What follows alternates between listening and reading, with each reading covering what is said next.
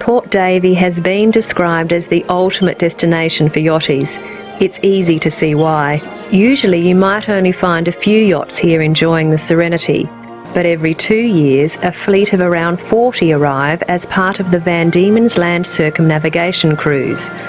By the time the fleet reaches Port Davey, they're in the final week of their month-long cruise.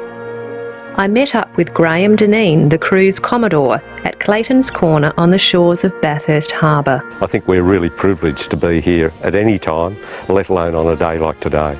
This is the 9th cruise. It's held biannually, and it's probably the only event of its kind that's held in the world.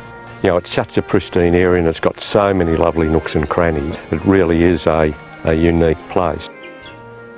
In Australia, to protect our marine life, it's illegal to discharge sewage and grey water into a marine reserve. This is particularly important in the waters of Bathurst Channel and Bathurst Harbour, which have exceptionally low nutrients. Any increase can kill the fragile marine invertebrates.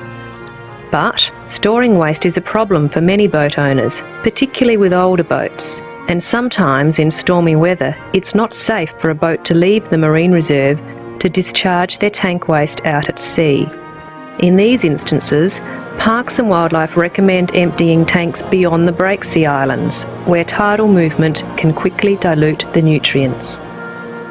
Most of the new boats that are coming to Tasmania, or being manufactured in Tasmania at the moment, are fitted with holding tanks, and so they can retain their waste and discharge it at sea after they leave the area. So that's a real positive, and over time we'll have a higher percentage that come and visit this pristine area fitted with holding tanks.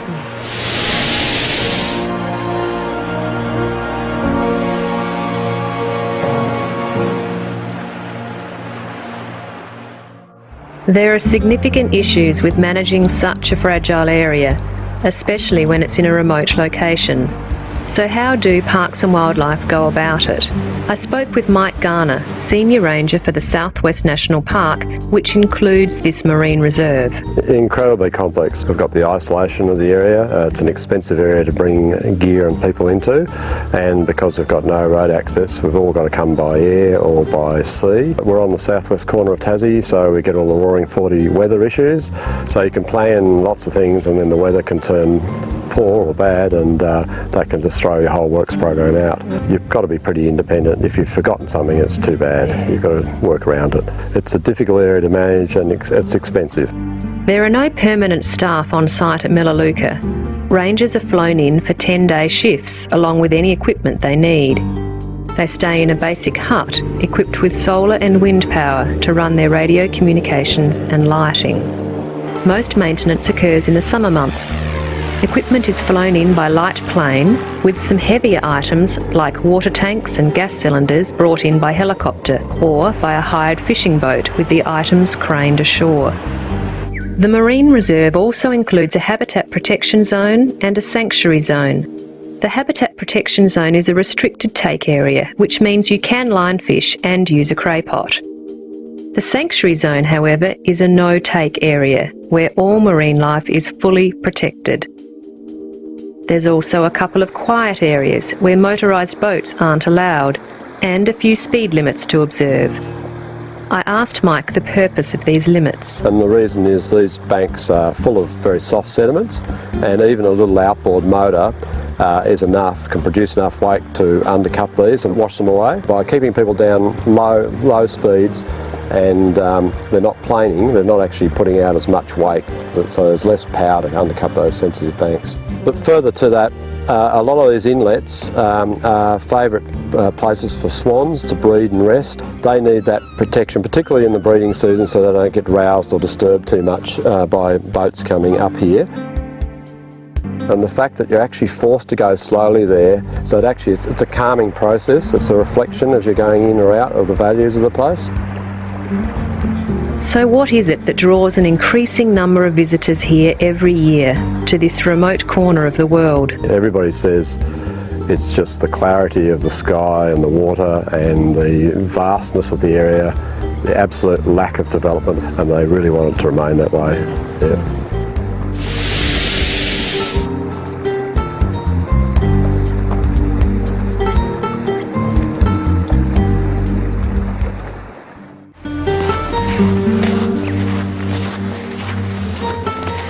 We need marine reserves for the same reasons we need national parks on land, to conserve our plants, animals and landforms for future generations. The Port Davey Marine Reserve is one of the most amazing little-known places in Tasmania. Much is still to be discovered about the unusual marine life in its dark waters. The fact that this place is so remote, so difficult to get to, and the weather can be so inhospitable, has protected it from the usual fate of other, more visited natural areas. However, visitor numbers are steadily increasing as more people take up scenic flights or come here to kayak or scuba dive. Motorboats and yachts are also becoming better equipped to cope with the difficult journey here. Managing this steadily increasing number of visitors in such a remote environment is difficult. As a visitor, you can help keep the Port Davey Marine Reserve perfect and pristine by remembering to scrub your soles, clean your bottom, go slow and easy, watch your drag and hold your waist. Enjoy the spectacular Port Davey Marine Reserve.